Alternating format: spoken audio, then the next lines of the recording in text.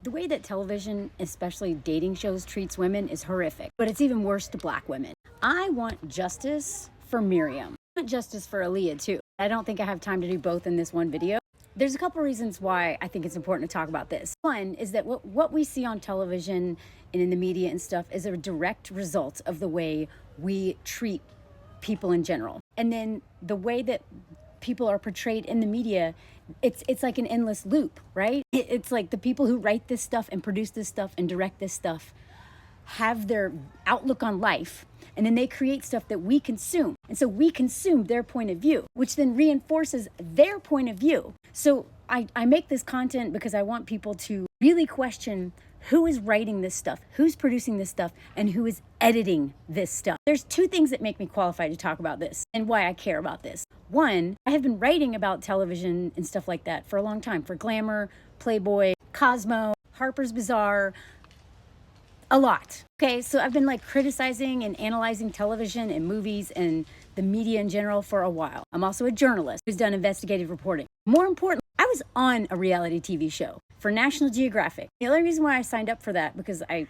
have no desire to be on reality TV, because it was about survivors. Like, not survivors of SA, even though I am one of those, but survivors, literally survivors in the wilderness. It was me and a dude from the army, a fireman, and then another woman who was like a yoga instructor. Anyway, there were four of us. We were, professional survivors, and they basically put us through a bunch of tests to see like what happens in the brain, what happens to the body when you're stressed out and experience fear, right? And it was a fun experiment. It was a free trip to Colorado. And I, before I did the show, I was like, now I hate reality TV. I also worked as a set dresser for Who Wants to Work for Diddy. I have friends who've been on reality TV shows. I have friends who cast reality TV shows. I worked in the film industry in movies and stuff like that. I've been in the industry for a while. And so when I asked these producers, you're not going to make this about like drama, right? This isn't like, and they're like, no, this is a science show. I was like, cool.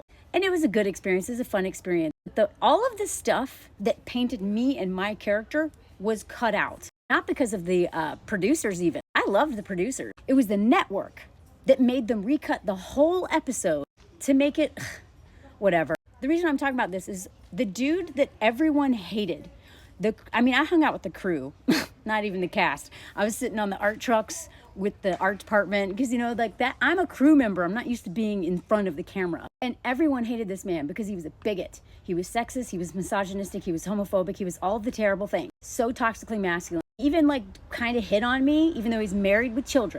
And yet when you look at the show, when my friends saw the show, which I did not tell them anything about like the context, he looked like the hero. He looked like the good guy. And they didn't like the other guy who was actually, I think a much more evolved man. So much of that happens on reality TV is not real because the producers are like puppet masters, man. They are feeding you stuff. They're telling you stuff. And then more importantly, the editing. So what happened to Miriam? We have an Uche problem and his misogynoir. And just as importantly, we have an editing problem. The way that show humiliated Miriam is a classic example of the way TV treats Black women in general. So let me just show you. So one of my subscribers on YouTube wrote in a comment and told me to watch this interview with Miriam. So here's the information. Look it up if you want to watch it. It's a little bit long, but I found it very informative. And it made me so mad. This is a very smart, ambitious, beautiful woman who is humiliated on Love is Blind with editing. So if you want to, this isn't BuzzFeed. They go into a little bit about how the editing of episode 1 set her up to look like she wasn't trustworthy. Between that and Uche's line of questioning, that is such a jerk. He was so mean to Aaliyah and Miriam, and he ruined their experience. But it also was the production team, particularly the editor, so that's why I'm talking about all this. So just in case anyone is unclear, this beautiful woman is a scientist. She has a master's degree from biotechnology. I don't even know what that means, okay? Like anybody who does science, I'm like, I don't, you know what I mean?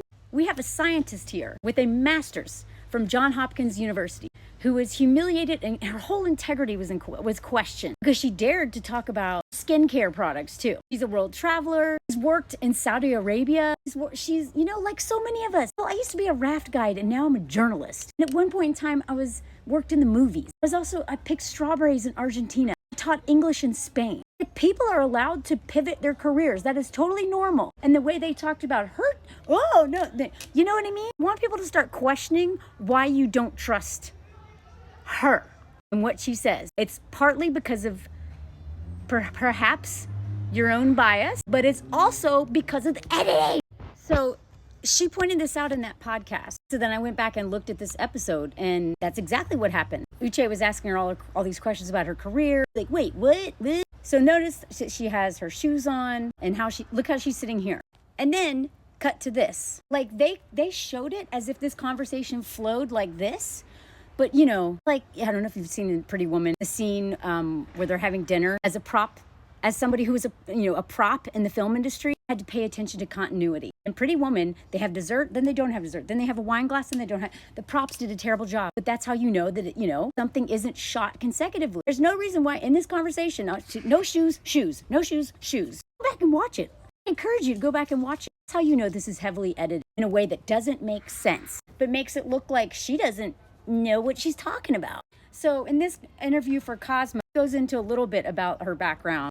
So for anyone who doesn't know, I'm a chemist, a bachelor's of science in chemistry from the University of Houston downtown, and a master's in science and biotechnology from Johns Hopkins. Okay, are we clear on that now? She first worked in Houston as an analytical chemist. I don't even know what that means. Again, you probably don't either. She's doing something that most of us don't understand because she sounds like a really smart woman. But she was in oil and gas, which makes sense, Houston, and she worked in Saudi Arabia. And at the time of filming, she was still working in Saudi Arabia. She had partially moved back to Houston. Now she fully lives in Houston. And so when Uche was drilling her the way he did Aaliyah too, because his lawyerness was in cross-examining her, it seems like she got a little flustered. Now, as somebody who is an immigrant in France, people ask me all the time, where are you from? I always look stupid because I'm like, when I was in Spain before this, and before that is LA, and before that is in New York, but I also was in,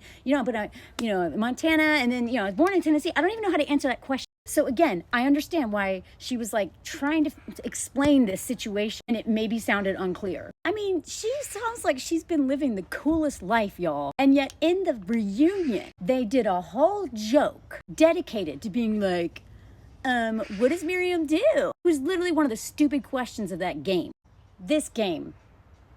Not only did everyone on that stage talk in such a condescending, dismissive way to Aaliyah, Miriam wasn't even there and they made fun of her.